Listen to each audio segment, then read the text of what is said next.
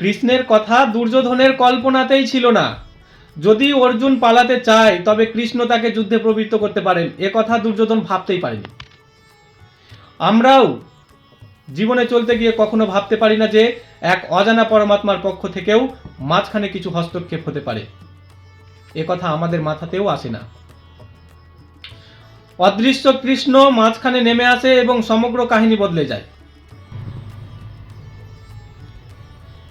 আগের আলোচনায় সঞ্জয়ের বিষয়ে সমস্ত জিজ্ঞাসা দূরীকরণের পর আজ পরবর্তী আলোচনায় প্রবেশ করতে চলেছি। আজকের আলোচনার বিশেষ গুরুত্বপূর্ণ বিষয় হল গীতা কিভাবে সরাসরি আমাদের জীবনের কাজে আসতে পারে। ভিডিওটি সম্পূর্ণ দেখুন, দেখলেই জীবনের অনেক বাধা বিপত্তি থেকে মুক্তি পাবেন এবং জীবনে এগিয়ে যেতে হয়তো আমার ভিডিওটি আপনাদের পাথেয় হতে পারে। ধৃতরাষ্ট্র যখন সঞ্জয়কে জিজ্ঞাসা করলেন যে কুরুক্ষেত্রে যুদ্ধকামী আমার এবং পাণ্ডুর পুত্রেরা কি করল, তখন সঞ্জয় তার দিব্যদৃষ্টির মাধ্যমে কুরুক্ষেত্র অবলোকন করে বললেন, দৃष्ट्वा তু পাণ্ডবানীকম বূঢ়ম দুর্যোধনস্তদা আচার্যম উপসঙ্গম্য রাজা বচনম অব্রবীত।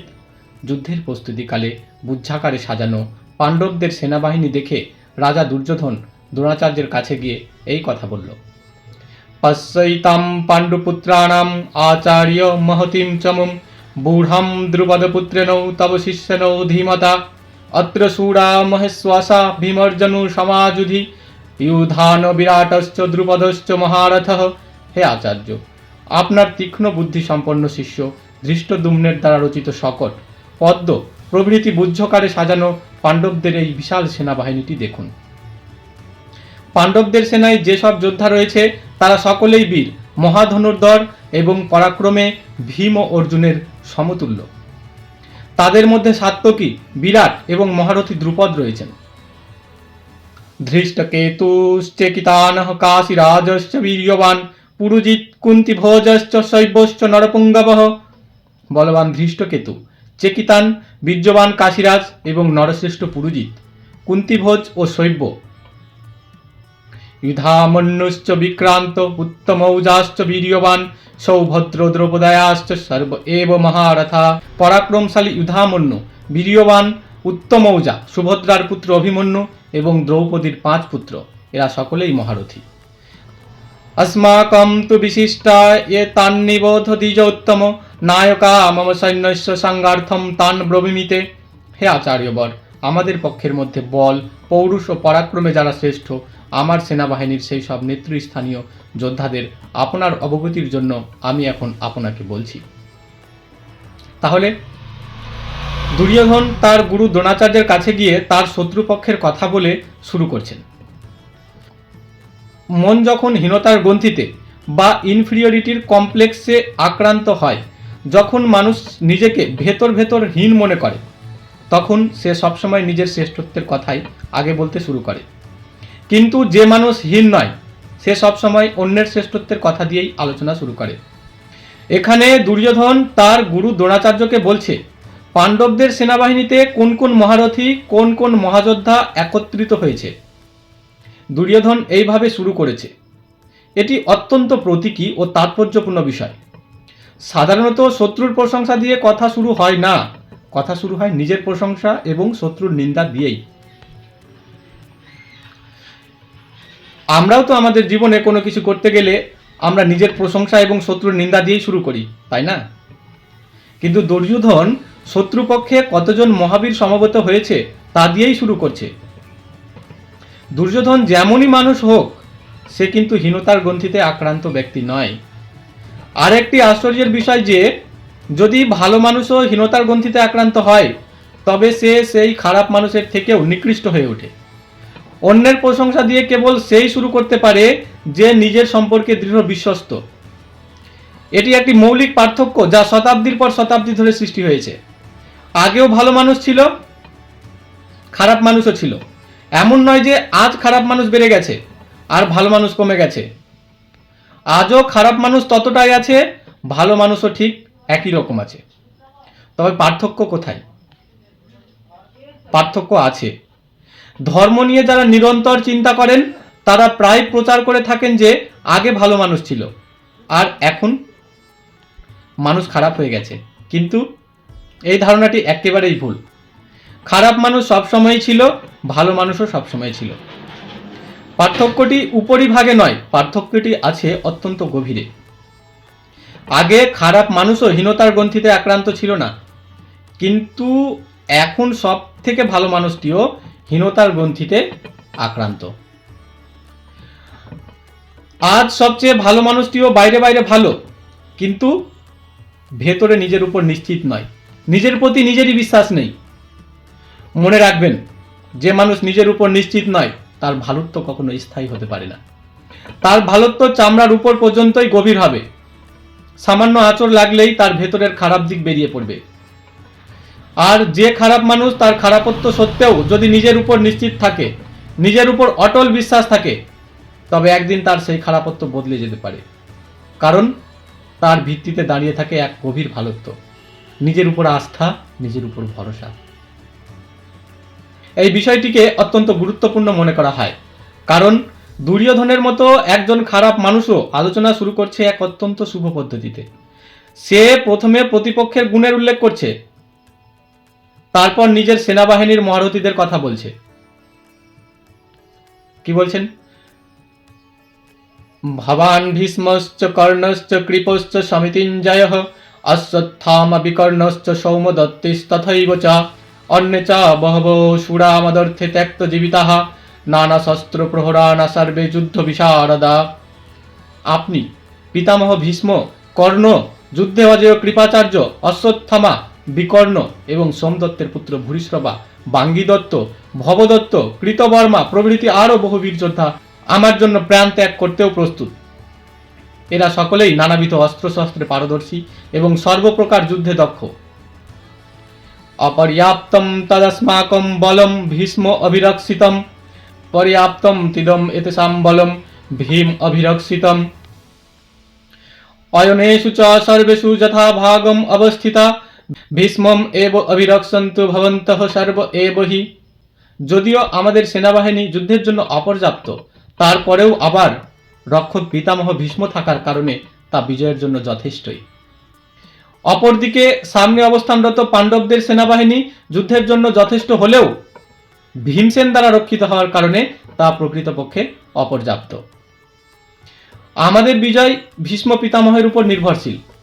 অতএব আপনারা সকলেই নিজ নিজ অবস্থানে থেকে পিতামহ ভীষ্মকে রক্ষা করুন।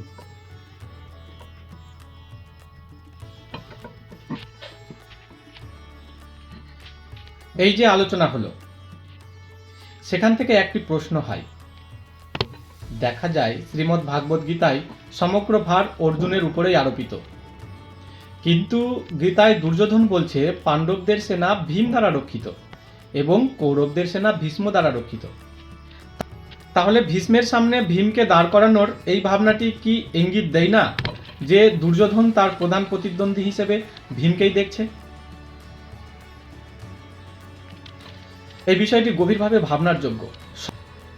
সমগ্র যুদ্ধই অর্জুনকে কেন্দ্র করে আবর্তিত হলেও এটি পরে ভাববার কথা, যুদ্ধ শেষ হওয়ার পরে এবং যুদ্ধের ফলাফল জানার পর। যারা যুদ্ধের সম্পূর্ণ পরিণতি জানে তারাই বলবে যে সমগ্র যুদ্ধ অর্জুনের এবং অর্জুনকে কেন্দ্র করেই, কিন্তু যুদ্ধের শুরুতে যারা দাঁড়িয়েছিল তারা এই বিষয়টি ভাবতে পারবে না। দুর্যোধনের কাছে যুদ্ধের সমস্ত সম্ভাবনাই ভীমের মাধ্যমেই জন্ম নিচ্ছিল। এর কারণ আছে। অর্জুনের মতো ভদ্র কোমল প্রকৃতির মানুষের উপর যুদ্ধের ভরসা দুর্যোধনও করতে পারেনি। অর্জুন টলমল করতে পারে এই সম্ভাবনা দুর্যোধনের মনের মধ্যেও ছিল। অর্জুন যুদ্ধ থেকে পালিয়ে যেতে পারে, এর একটি গভীর অচেতন উপলব্ধি দুর্যোধনের মধ্যেও ছিল। যদি যুদ্ধ টিকে থাকে তবে তা ভীমের উপরেই টিকবে। যুদ্ধের জন্য ভীমের মতো কম বুদ্ধিসম্পন্ন কিন্তু অধিক শক্তিশালী মানুষের উপরেই ভরসা করা যায়। অর্জুন বুদ্ধিমান, আর যেখানে বুদ্ধি আছে সেখানে সংশয় আছে, যেখানে সংশয় আছে সেখানে দ্বন্দ্ব আছে। অর্জুন চিন্তাশীল, আর যেখানে চিন্তাশীলতা আছে সেখানে সমস্ত পরিস্থিতিকে দেখার ক্ষমতা থাকে। তাই সেখানে যুদ্ধের মতো ভয়ঙ্কর পরিস্থিতিতে চোখ বুজে ঝাঁপিয়ে পড়া কঠিন। সুতরাং যুদ্ধের জন্য দুর্যোধন কেবলমাত্র ভীমকেই ভরসা করতে পারে। ভীম ও দুর্যোধনের মধ্যে এক গভীর সামঞ্জস্য আছে। ভীম ও দুর্যোধন একই প্রকৃতির মানুষ, গভীর স্তরে একই চিন্তাধারা, একই ধাঁচের ব্যক্তি। তাই দুর্যোধন যদি দেখে যে অপরপক্ষের কেন্দ্রে ভীম আছে, তবে তা ভুল নয়, ঠিকই দেখা।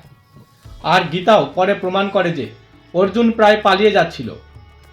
অর্জুন পলায়নবাদী বলে প্রতীয়মান হয়েছিল। অর্জুনের মতো মানুষের কাছ থেকে এমনটাই প্রত্যাশিত। এই যুদ্ধ অর্জুনের জন্য অত্যন্ত ভারী হয়ে পড়েছিল। যুদ্ধের মধ্যে প্রবেশ করা অর্জুনের পক্ষে সম্ভব হয়েছিল কেবল নিজের রূপান্তরের মাধ্যমে।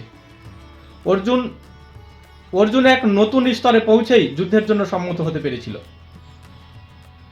ভীম যেমন ছিল সেই স্তরেই যুদ্ধের জন্য প্রস্তুত ছিল। ভীমের কাছে যুদ্ধ ছিল স্বাভাবিক, যেমন দুর্যোধনের কাছেও স্বাভাবিক। তাই দুর্যোধন যদি ভীমকে কেন্দ্র বলে দেখে তবে তা আকস্মিক নয়, কিন্তু এটি তো যুদ্ধের শুরুর কথা। যুদ্ধের পরিণতি কি হবে, যুদ্ধের ফল কি হবে, তা দুর্যোধনের জানা ছিল না, আমাদের জানা আছে। আর এখানেই আমাদের জীবনের সাথে খুব গুরুত্বপূর্ণ একটা বিষয় মিলে যায়। সেই জন্যই মনে রাখা জরুরি, জীবনে প্রায় যেমন শুরু হয় তেমন শেষ হয় না। প্রায়ই শেষ অনির্ধারিত থাকে, শেষ অদৃশ্যই থাকে। প্রায়ই আমরা যা ভাবে এগোই তা ঘটে না। সচরাচর যা ধরে নিয়ে চলি তা সত্য হয় না। জীবন এক অজানা যাত্রা। তাই জীবনের সূচনা লগ্নে অথবা যে কোনো ঘটনার সূচনা লগ্নে যা ভাবা হয় তাই শেষ পরিণতি হয়ে ওঠে না। আমরা ভাগ্য নির্মাণের চেষ্টা করতে পারি, কিন্তু ভাগ্যের চূড়ান্ত নির্ধারক হতে পারি না। পরিণতি হয় অন্য কিছু। দুর্যোধনের ধারণা ছিল যে ভীমই কেন্দ্রে থাকবে, আর যদি ভীম কেন্দ্রে থাকতো তবে সম্ভবত দুর্যোধন যা বলছে যে আমরা জয়ী হব তা সত্যও হতে পারত। কিন্তু দুর্যোধনের দৃষ্টিভঙ্গি সঠিক প্রমাণিত হয়নি। মাঝখানে একটি আকস্মিক উপাদান প্রবেশ করেছিল, সেটিও ভেবে দেখার মতো। কৃষ্ণের কথা দুর্যোধনের কল্পনাতেই ছিল না। যদি অর্জুন পালাতে চায় তবে কৃষ্ণ তাকে যুদ্ধে প্রবৃত্ত করতে পারেন, এ কথা দুর্যোধন ভাবতেই পারেনি। আমরাও জীবনে চলতে গিয়ে কখনো ভাবতে পারি না যে এক অজানা পরমাত্মার পক্ষ থেকেও মাঝখানে কিছু হস্তক্ষেপ হতে পারে। এ কথা আমাদের মাথাতেও আসে না। অদৃশ্য কৃষ্ণ মাঝখানে নেমে আসে এবং সমগ্র কাহিনী বদলে যায়। যা হওয়ার কথা ছিল তা হলো না, আর যা হওয়ার সম্ভাবনা ছিল না বলে মনে হচ্ছিল সেটাই ঘটল। আর যখন অজানা কোনো কিছু হঠাৎই নেমে আসে তখন পূর্ব অনুমান করা যায় না, কোনো ভবিষ্যৎবাণীও সম্ভব হয় না। তাই কৃষ্ণ যখন পালাতে থাকা অর্জুনকে যুদ্ধে ঠেলে দিলেন, তখন যে কোনো ব্যক্তি এই কাহিনী প্রথমবার পড়েন সে ধাক্কা না খেয়ে থাকতে পারে না। বিখ্যাত ব্যক্তি ইমারসন যখন প্রথমবার এই অংশ পড়ছিলেন তখন তিনি বই বন্ধ করে দিয়েছিলেন। তিনি আতঙ্কিত হয়ে পড়েছিলেন, কারণ অর্জুন যা বলছিল তা সমস্ত তথাকথিত ধর্মীয় মানুষের কাছেই যথার্থ বলে মনে হবে। সে একেবারে তথাকথিত ধার্মিক মানুষের যুক্তিই দিচ্ছিল।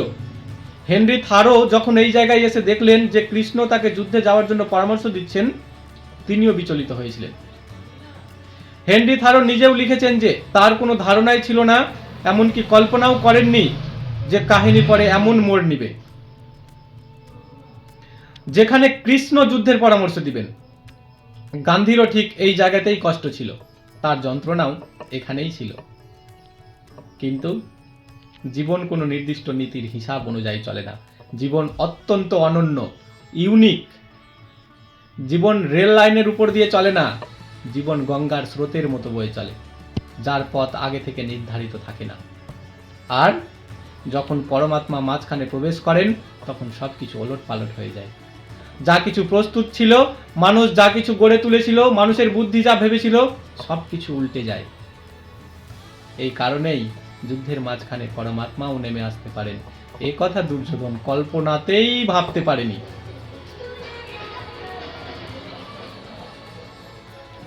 তাই সে যা বলছে তা যুদ্ধের সূচনা লগ্নের বক্তব্য। যেমন আমরাও জীবনের শুরুতে যেসব বক্তব্য দিই সেগুলিও তেমনই হয়। মাঝখানে অজ্ঞতা প্রবেশ করতে থাকে এবং পুরো গল্প বদলে যেতে থাকে। যদি আমরা জীবনকে পিছন ফিরে দেখি তবে বলবো আমরা যে কিছু ভেবেছিলাম সবই ভুল প্রমাণিত হয়েছে। যেখানে সাফল্যের আশা করেছিলাম সেখান থেকে ব্যর্থতা এসেছে। যা পেতে চেয়েছিলাম তা পাওয়া যায়নি। যা প্রাপ্তিতে সুখ ভেবেছিলাম তা প্রাপ্তিতে দুঃখ পেয়েছি। আর যার প্রাপ্তির কোনো কামনাই ছিল না তার এক ঝলকেই আনন্দের ঝর্ণা ফেটে পড়েছে। সবকিছু উল্টো হয়ে যায়। কিন্তু এই পৃথিবীতে এমন বুদ্ধিমান মানুষ খুব কমই আছে যারা শুরুতেই পরিণতির কথা মনে রাখে। আমরা সবাই প্রথমে শুরুটাকেই গুরুত্ব দিই। যদি আমরা শেষটাকে আগে মনে রাখতে পারতাম তবে জীবনের কাহিনী সম্পূর্ণ ভিন্ন হতে পারত। কিন্তু যদি দুর্যোধন শেষটাকে আগে মনে রাখতে পারত তবে হয়তো যুদ্ধই হতো না। যদি আমরাও জীবনের শেষটাকে আগে মনে রাখতে পারতাম তবে জীবনের কাহিনীও সম্পূর্ণ ভিন্ন হতে পারত। দুর্যোধন শেষটাকে বিবেচনায় নিতে পারে না। সে ধরে নিয়েই চলে যে শেষটাও তার কল্পনার মতোই হবে। তাই সে বারবার বলেছে, যদিও তার পক্ষের সেনা মহান তবুও জয় আমাদেরই হবে। আমার যোদ্ধারা আমার জন্য প্রাণ দিয়েও আমাকে জেতাতে প্রস্তুত। কিন্তু আমরা আমাদের সমস্ত শক্তি নিয়োগ করলেও অসত্যকে কখনো জয় করতে পারবো না। আমরা যদি সমগ্র জীবন উৎসর্গ করি তবুও অসত্য জয়ী হতে পারে না। এই পরিণতির কোনো বোধ দুর্যোধনের ছিল না। আর সত্য যা প্রথমে হারতে থাকে বলেই মনে হলেও শেষ পর্যন্ত জয় সত্যেরই হয়। কিন্তু শুরু থেকেই শেষটা দেখতে পারা কি সম্ভব? যে দেখতে পারে সে ধার্মিক হয়ে ওঠে, যে দেখতে পারে না সে দুর্যোধনের মতো অন্ধভাবে যুদ্ধে ঝাঁপিয়ে পড়তে থাকে।